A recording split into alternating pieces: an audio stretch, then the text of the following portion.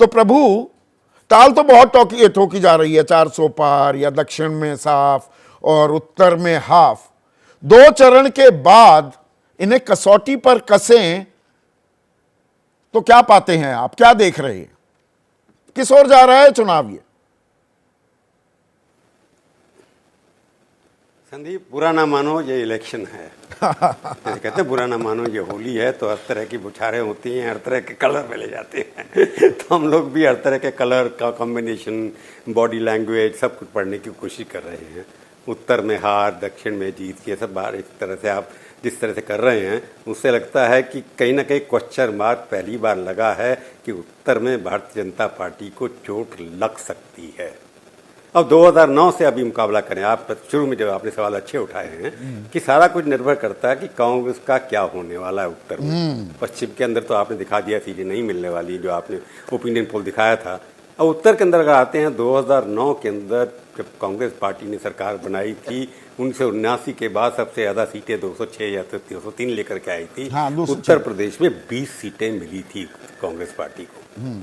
206 में से 20 सीटें कांग्रेस पार्टी को उत्तर प्रदेश से मिली थी। 1991 के बाद सबसे ज्यादा सीटें ये थी उनके पास। अब क्या उस आंकड़े तक पहुंचना कांग्रेस को होगा? तो 203 जब बनी थी तो बीजेपी 140 से भी नीचे आ गई थी उस वक्त। तो जो सवाल उठाया है कि उत्तर में क्यों जो 2 राउंड हुए हैं, आपने बिहार उसके अंदर नहीं दिखाया, बिहार के अंदर भी लगभग 40 सीटों में से 39 इन लोगों के पास थी, वो आपने बताया नहीं उसके स्टेट के बारे में। अगर वो भी जोड़ लें जिसमें भी कांग्रेस है नहीं, कोई सीटों पे लड़ रही है, अभी ज़्यादा सीटों पे नहीं लड़ रही वहाँ पर, परंतु इन सारे प्रदेशों के अंदर जब तक कांग्रेस 161 सीटों की जो आप बात करें थे बीजेपी ने जीती थी, या 178 जो एनडीए ने जीती थी, उसमें से जितनी सेंध लगेगी वो कांग्रेस के पाले में ही जाएगी। अब कांग्रेस के कितने बैट्समैन छक्के लगाने में उतरे हैं कि उत्तर प्रदेश के अंदर कौन छक्का लगा सकता है कांग्रेस की बेहाफ पे? कोई लीडर ऐसा है कि नहीं है? जैसे आपने कहा 2 सीटों के ऊपर जो वो जीतते रहे हैं हमेशा, अमेठी को छोड़ करके रायबरेली हमेशा जीतते रहे हैं, जब से भी लड़े हैं वो भी हार गए थे। तो सवाल ये उठता है कि कांग्रेस के पास बैट्समैन हैं कि नहीं है? नहीं, जो उनका स्टार बैट्समैन, उनका कांग्रेस वालों की माने उनके सचिन तेंदुलकर, वो मैदान में उतरेंगे नहीं उतरेंगे, वही अभी सवालिया निशान लगा हुआ है। रोज बरोज माहौल तो बन रहा है, पता लग नहीं रहा। नहीं, इतना डिफेंसिव होने की क्या जरूरत है? नहीं, सचिन तेंदुलकर जो नहीं, पहले आपने सचिन तेंदुलकर उनको टाइटल कैसे दे दिया कि ना कांग्रेस वाले कहते हैं, मैंने नहीं दिया, कांग्रेस वाले अपना स्टार प्रचारक मानते हैं। हाँ, तो मैं जो कह रहा हूँ आपको, उत्तर प्रदेश, मध्य प्रदेश, जिसके अंदर भी देखें आपके कांग्रेस का कोई कैप्टन नहीं है जो लीड कर सके। हर जगह झगड़े हैं, परंतु जो इशू बन गए हैं, जो आपने पहले सवाल उठाया कि आज क्यों क्वेश्चन ये उठ रहा है कि यहाँ हार हो सकती है, उसके 2 कारण हैं। एक तो एंटी इनकम्बेंसी 3rd टर्म के अंदर आ जाती है लोगों के अंदर, और दूसरा बीजेपी के स्टार प्रचारक कम होते चले जा रहे हैं। मोदी के नाम से सिर्फ हर जगह पर आप वोट मांगेंगे तो लोकल जो इशू हैं, जो वहाँ के कैंडिडेट हैं, उनकी अगर प्राथमिकता नहीं होगी, उनको इंट्रोड्यूस नहीं किया जाएगा, स्टेट के उनका प्रचार नहीं किया। पहले क्या होता था, प्रधानमंत्री अटल जी थे या इंदिरा गांधी थी, विनोद बैठे ये भी देखते कहीं, वो जब स्टेज पे जाती थी, वो उतरती थी हेलीकॉप्टर से पे जा करके 2 मिनट या 4 मिनट का भाषण देती थी, सारे कैंडिडेट्स के हाथ खड़े करते थे, अटल जी ये मेरे कैंडिडेट हैं, इनको जिताइए, और चले जाते थे। अब किसी कैंडिडेट को पूरी तरह से इंट्रोड्यूस किया नहीं जाता। वहाँ पर सिर्फ ये होता है कि दोनों तरफ गालियाँ पड़ती हैं एक दूसरे के ऊपर। अगर बंगाल में जाएंगे, वेस्ट बंगाल को गाली देंगे, ममता को गाली देंगे, स्टेट को गाली देंगे।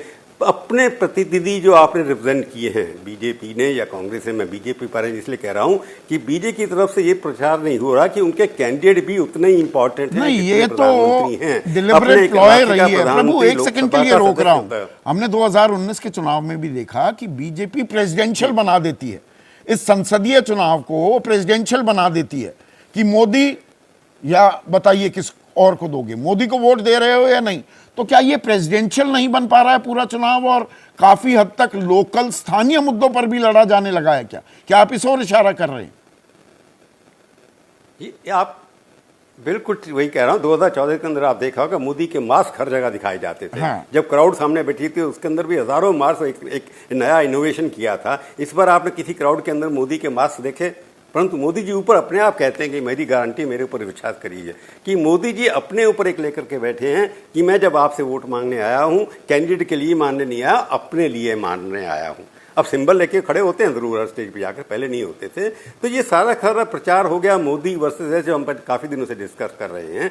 परंतु लोकल से भी, जैसे आज सोशल मीडिया की बात करते हैं, सोशल मीडिया पे पहले बाकी बीजेपी के लोग इतने इनोवेटिव थे, इतने एग्रेसिव थे, आज कांग्रेस और विरोधी के लोग उससे ज्यादा एग्रेसिव दिखाई देते हैं। अगर आप यूट्यूब पे जाकर देखेंगे, व्हाट्सएप पे आपके पास भी आते होंगे, तो नैरेटिव जो है लोकल के सेट कर, वहां पर बीजेपी के कार्यकर्ता कुछ थोड़ा कम एक्टिव दिखाई देता है कि उसका रोल मिनिमाइज कर दिया गया है।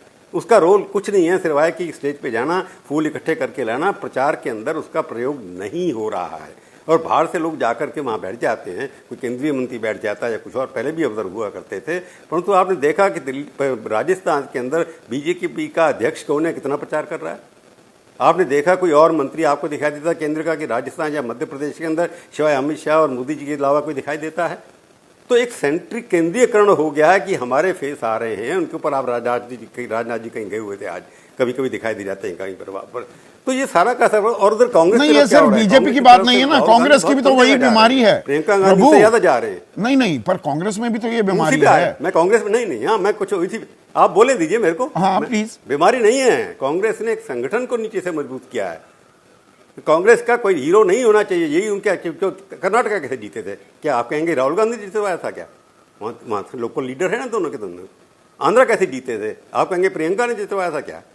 कांग्रेस के पास लोकल नेता अपने आप खड़े हो रहे हैं। जो फालतू के लोग थे वो धीरे धीरे भारतीय जनता पार्टी में जा रहे हैं। तो अपने आप नेता खड़े हो, क्योंकि पर वो एकदम खड़े हो जाए, अभी हम ये नहीं बोल सकते ना प्रभु, राजस्थान, मध्य प्रदेश, छत्तीसगढ़, तीनों राज्य हार गए और वहां तो पुराने घाघी अभी बैठे हुए हैं ना, उन्हीं के हाथ में कमान है। भाई अशोक गहलोत के हाथ में कमान थी, अब उनके बेटे ही जालौर से जीत पाएंगे या नहीं, ये लाख टके का सवाल है। नकुल नाथ के ही पसीने छूटे हुए हैं छिंदवाड़ा में। पिछली बार भी खड़े हुए थे, हार गए थे वो। नहीं, आप जो कह रहे हैं ठीक कह रहे हैं, पर सवाल फिर आप हम डिस्कस क्यों कर रहे हैं कि हार या जीत?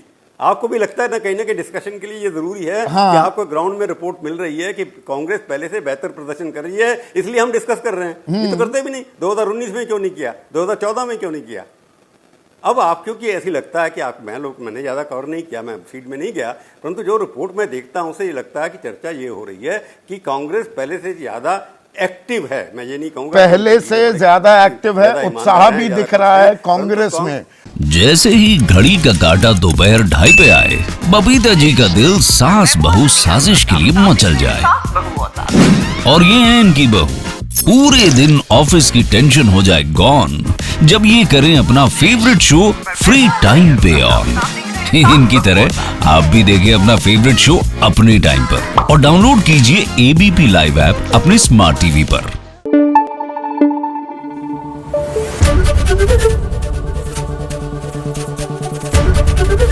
एबीपी न्यूज आपको रखे आगे।